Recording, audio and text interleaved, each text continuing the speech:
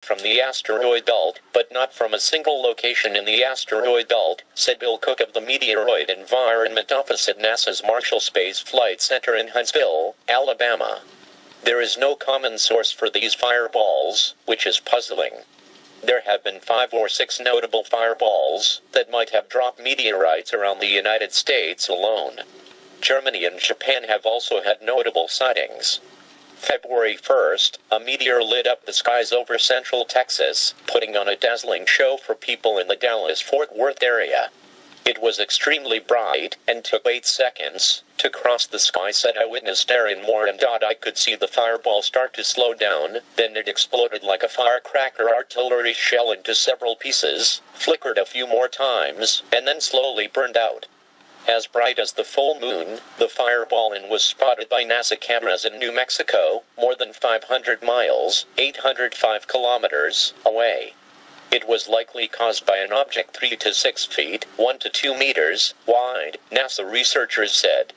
These fireballs are particularly slow in penetrating, meteor expert Peter Brown, a physics professor at the University of Western Ontario, said in a statement.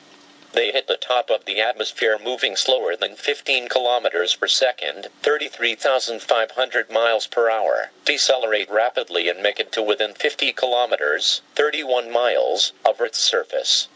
And the meteors have kept coming. My question is, what is knocking our asteroid belt around out there? Hey folks, it's Thursday, October 17th, about 11 o'clock Mountain Time, 2013. Fire in the Sky news tonight here at the American Meteor Society. Started the day off with a bang, a major event over California. Many witnesses saw a spectacular fireball, which we are now referring to as rock stars instead of shooting stars, because people are seeing something that is just not typical, in my opinion. These reports are quite dramatic. And right now, we're getting some reports starting to come in from the East Coast, from Maryland, Potomac, Towson, and Severn. And one person describes it as definitely one of the coolest things he's ever seen. Another person described it as fragmenting. It broke into many pieces. Gave it a -9 and -13 respectively. The one out of the Potomac, they didn't give much of a description, so it's orange, red, and brown. And again, multiple chunks. Multiple chunks moving in tandem with the main object. And this one here, they did hear a sound.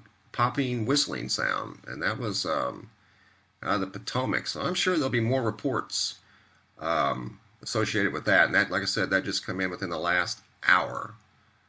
So I have to wait and see how many more come in on that. But the night's still young, and we'll see what tonight brings. But looking at the NEO program, we do have a close encounter coming up on the 19th, which would be Saturday. Asteroid about 50-60 feet wide, coming just outside the Earth-Moon system at 1.6 LD. And I think there's some other ones slated too that are around 3.0, but that's pretty close. That's a close shave right there. It's the closest one I've seen in a few days. But right now, getting some reports off the East Coast. Maryland seems like the hot spot at the moment. And one thing I'd like to ask you guys while I've got you here, the last couple of days, and this is just a question I want to ask, if any of you people are feeling like extremely tired, especially the last couple of days. My wife wanted me to ask, so I told her I would. And myself included, I have to be honest. Today, I for some reason this afternoon, and I don't normally get this way, I got really super tired. Joints were aching and stuff like that, and that's not like me at all. My wife, same symptoms. My 14-year-old daughter, and the only reason we're bringing it up is because she's feeling the same way. And not only her, keep in mind she's a teenager that's highly active in dance and all kinds of stuff. A lot of her friends in high school are having the same complaints. These are high school kids, teenagers. I mean, they're young, running wild, but there's many of her students at school that are saying they're just very super tired, have been the last 2 days. They just feel run down. Not necessarily sick, but just super tired. So I told my wife I would ask if any of you guys have been feeling those symptoms or know anybody that has. I don't know, maybe it's just a change in the weather. I don't know. It doesn't really change that much out here where I live, but I just wanted to ask anybody feeling tired the last couple of days. I know that's definitely not related to fire in the sky and fireballs, but it's important because something has changed, it seems like, in the last couple of days. And that's definitely not like me, but if you have or know anybody that has, please comment. I'd appreciate it. And as always, guys, during these uncertain times, be brave, be strong, and be wise. That's the news for tonight. Thanks for watching. The fireball flew Friday night. The East Coast does not mean the end of Western civilization as we know it. Although you may have succumbed to the prophecy that some social media stopped running, the sky lit along the entire U.S. East Coast. Those who saw it described it as a thin stripe of blue-green-white, explains Chip Guy, who was driving in eastern Maryland when he and his family saw him. It did not last more than 8 or 9 seconds, and then disappeared, said a spokesman. Guy, Sussex County, Delaware. Frankly, I did not think too much about it, he says, but became concerned when he published it in the web of the local media. Triggered a rapid and overwhelming. That was just the tip of the iceberg of what was going to happen that night. Throughout Friday night, every few seconds a message appeared on Twitter from someone who had seen the meteor. Some of the messages were from the cities of New York and Washington.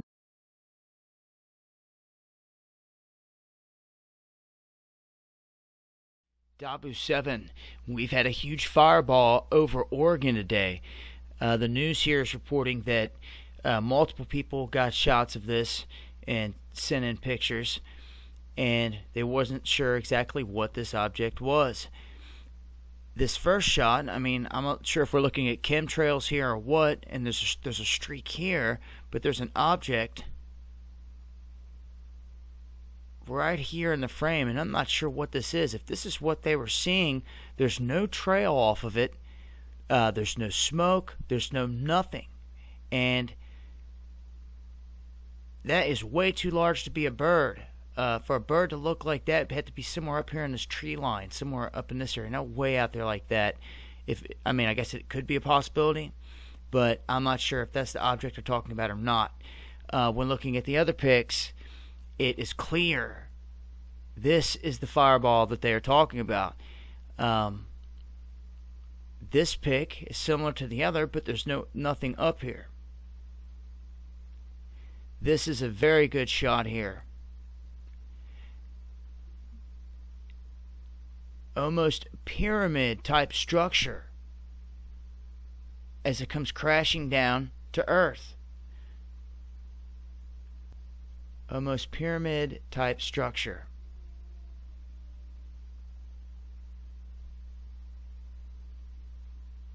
See it once again there. And again here. So very interesting indeed. Fireball over Oregon in the shape of a pyramid. I'll leave links as always. This has been Dabu. This is Dabu 7 reporting on a wild electric fireball taking place inside of Canada.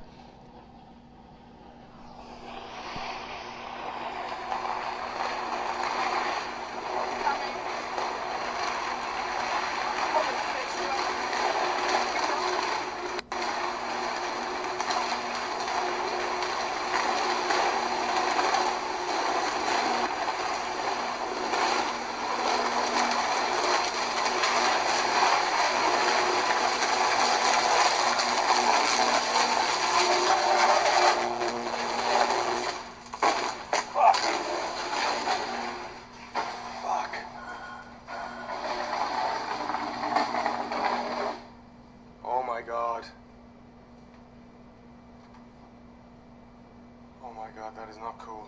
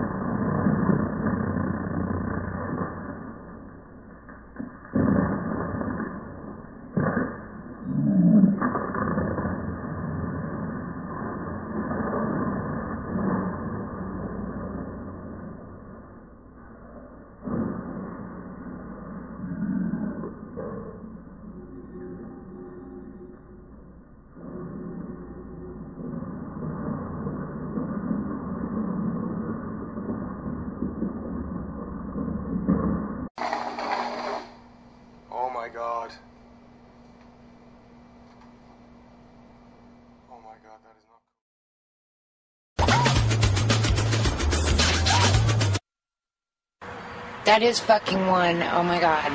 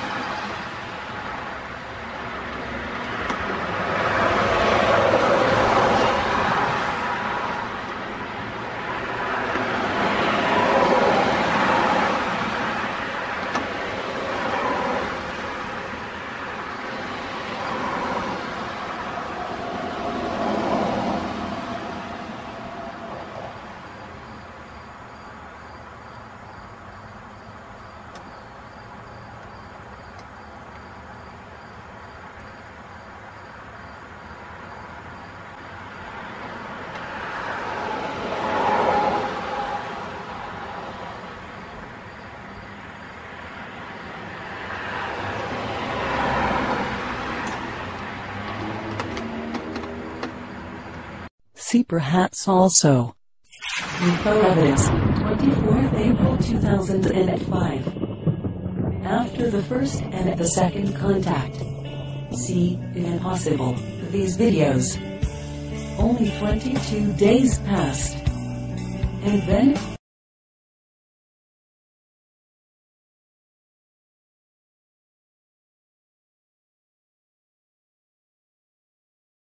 debris. As you watch these explosions come off, it highlights both energy that's blown off the sun, debris, and energy that's in the solar system surrounding the sun, between Earth and the sun. Again, this is SDO, a different satellite, but still Earth-facing. And we got some problems here with these three sunspots. One has already went beta, gamma, alpha to the far right there.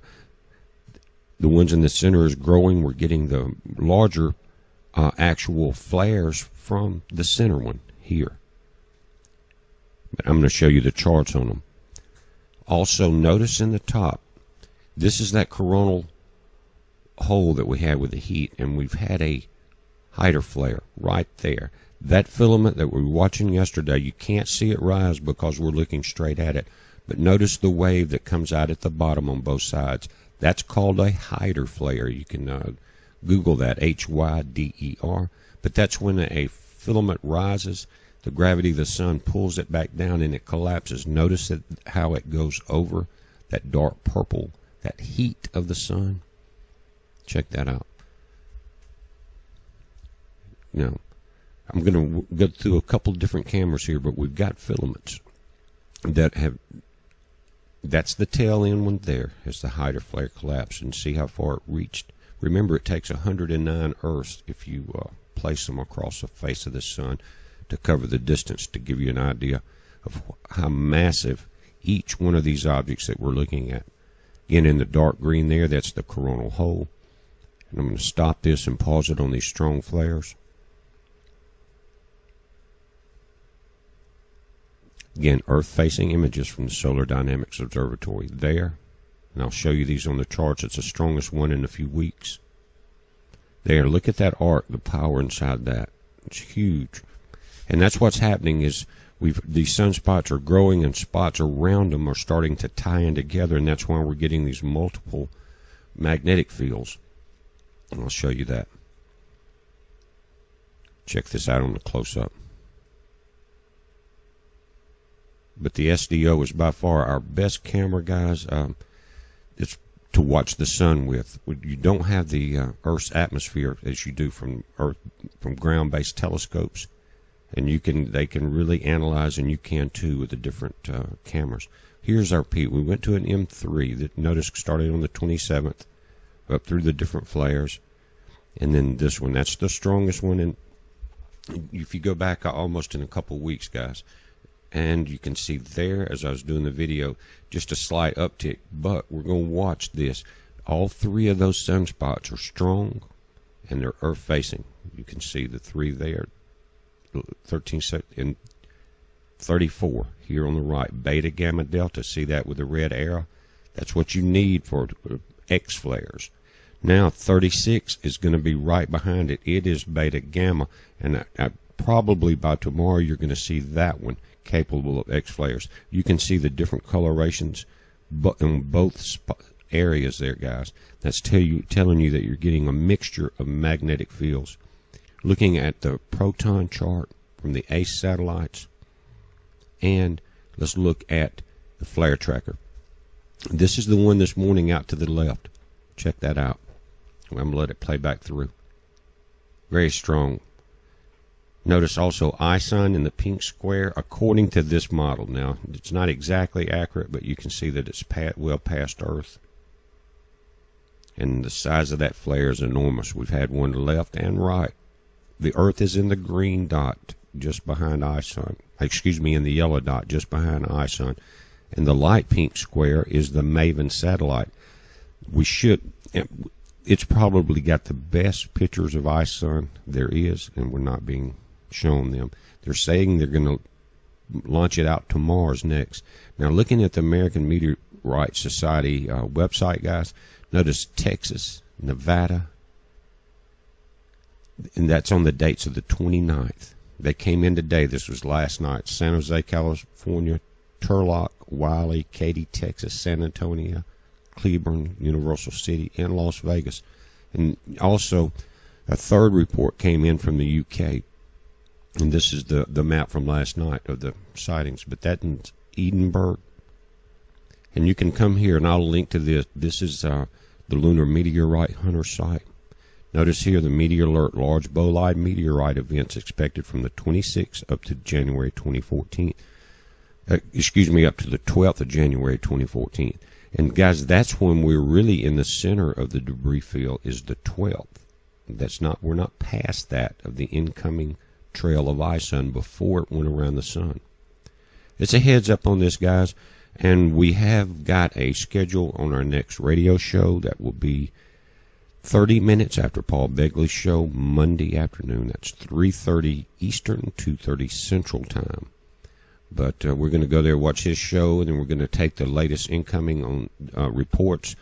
And I encourage everyone to call in. Guys, the first show was kind of a technological disaster like I expected it to be. But sometimes you just got to jump in instead of being afraid to do it and learn it. And if you guys want to do that or make videos, just do it. Throw it out there and you'll learn, and I'm learning. But guys, we had about 700 and something people all together. And that's pretty good. And even though all the tech switches on my end weren't working properly, it was a great show, and I appreciate everyone calling in, and I encourage it. We're going to take calls, and we're going to let you talk about what you feel like is important. Heads up, be safe. That exploded over Russia gave 2.2% of the population burns to their skin. New research says an explosion such as this, we actually could expect once at least every 25 years. Brighter than the sun, studying new details on the meteor that exploded over Russia. Thanks largely to eyewitness and video footage, researchers have documented Chelyabinsk with incredible detail. It was a blast felt around the world when the Chelyabinsk meteor exploded over Russia in February. Its shockwave was powerful enough to emit subsonic waves to far-flung regions across the planet. It says that the resulting shockwave sent 1,200 people to hospitals in the Chelyabinsk Oblast area that day. By watching various amateur video clips of the rock as it soared towards the Earth, the team was able to determine key elements shown in the illustration below. Among them are the meteor's precise trajectory, its speed upon entering the atmosphere, exactly where it fragmented it into smaller pieces, and the point at which that explosion shone most powerful. That moment, a searing bright flash 30 times stronger than the sun actually caused severe sunburns among bystanders. Shockwaves from the fireball, the team concluded, caused damage to an area up to 50 miles from the meteor's trajectory on either side. Fortunately, the largest fragment from the explosion, a 1,250-pound meteorite, hit a frozen lake. The team was able to recover that piece, and their subsequent analysis revealed that the rock, a relatively ordinary chondrite space rock, was more than 4,400 million years old. A new study published this week in Nature warns that the likelihood of events like Chili Spunk is 10 times higher than experts had thought, making the phenomenon one we can expect every 25 years or so. Here's the illustration of its impact and where it was felt. It was traveling 11.6 miles per second, or 40,000 miles per hour. The meteor was brightest at 18 miles, I guess, above Earth when it exploded into fragments. 76% of the meteor evaporated before hitting the ground. 3,613 apartments had their windows shattered by the explosion, and 2.2% of the people outside at the time reported sunburns. Alright, bookmark my site. I'll keep you up to date. Please stay safe, and I'll talk to you later. Goodbye, show. Bye.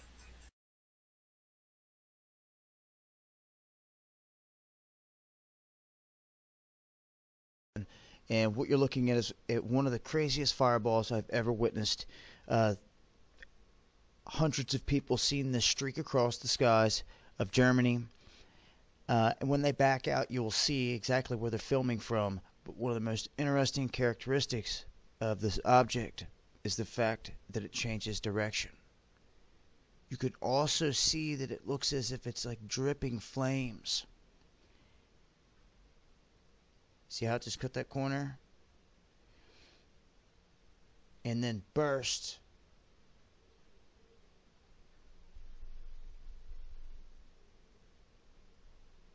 You're going to see it change direction again. And it reminds me of some kind of craft if it was shot and on fire, coming down, still halfway under control, zigging and zagging back and forth. I've never seen a meteorite ever act like this. They always are usually in a straight line. And as you can see, as this thing is coming down through the sky, it is on fire, and it's just dripping flames. An amazing fireball event taking place in the skies over Germany. Wanted to share